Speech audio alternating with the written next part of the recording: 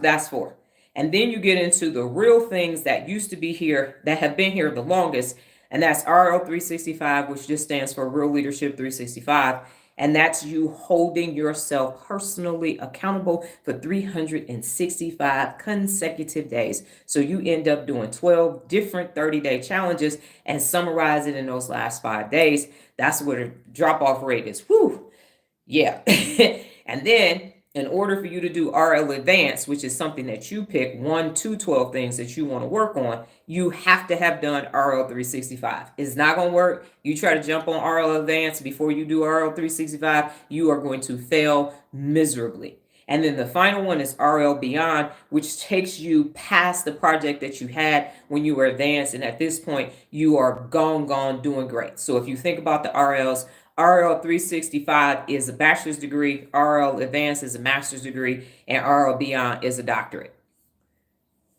Yes, so that's what that is. So now you understand why it says your choices. Now you understand the reasoning and the strategy behind all of them.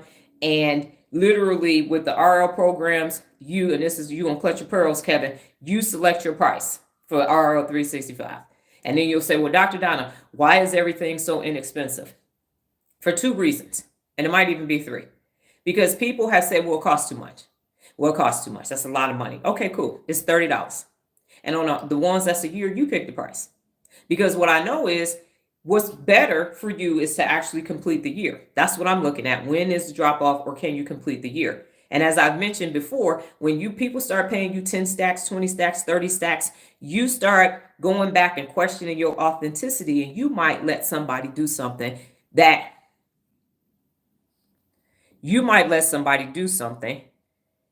unaccountable because there's stacks on the line. Ain't no stacks on the line. $30, I can't even buy a wig with, and I'm not going to miss it. And so it allows everything to stay pure. It's like when you see those shows and they're like, we're just going to give the code away. Because we have had 13 unaccountable people on this live this morning because in their communities, they don't have somebody holding themselves personally accountable.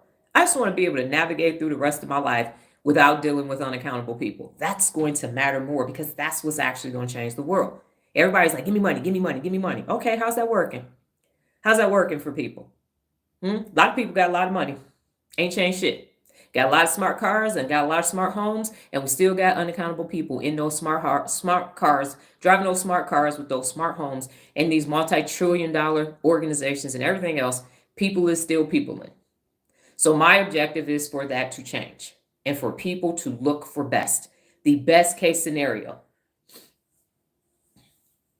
I live around unaccountable people. I don't have any unaccountable people in my life, and it's personally accountable. It's not accountable.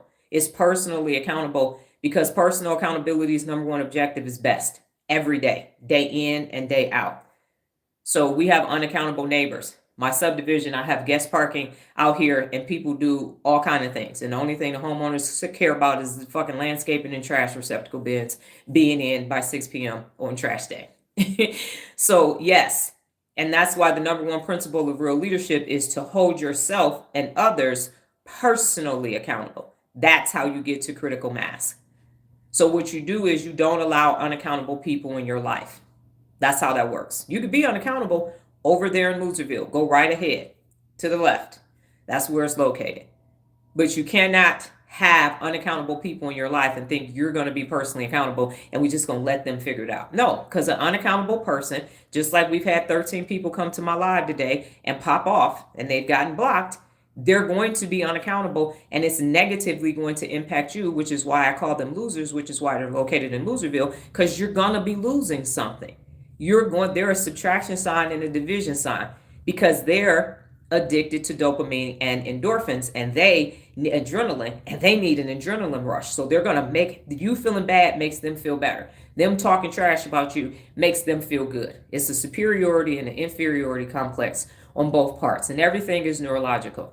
You have never been taught to hold yourself personally accountable because you haven't been taught, number one, how to use your brain. It didn't come with an owner's manual. And number two, you actually have to create new neural pathways to personal accountability because of negativity bias, which has been passed down for thousands of generations from our ancestors due to fight or flight responses. So that was